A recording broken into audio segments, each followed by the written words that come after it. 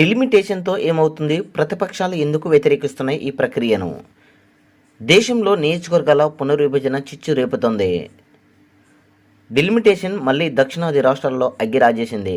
South India స్టేట్స్కు రాజకీయ ప్రాధాన్యత తగ్గించేందుకే కుట్ర అని ఇక్కడి లీడర్లు గగ్గోలు పెడుతున్నారు.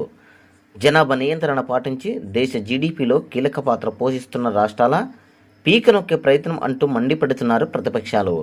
50% నియోజకవర్గాల పెంపు ప్రతిపాదనకు ఎట్టి పరిస్థితుల్లో ఒప్పుకునేది లేదని సీఎం రేవంత్ రెడ్డి కరాఖండిగా చెబుతున్నారు. దీనికి ప్రత్యామ్నాయంగా హైబ్రిడ్ అంశాన్ని తెరపైకి తీసుకొచ్చారు. ఇదిలా ఉంటే కాంగ్రెస్ నేతలు ఆరోపణలను తీవ్రంగా కొట్టిపారేస్తున్నారు కమలనాథులు.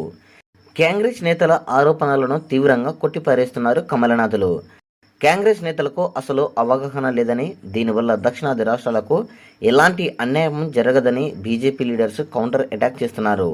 ఇంతకీ ఈ యొక్క ప్రక్రియ ఎలా సాగుతుందో అనేది మనము వేచి చూడాలి.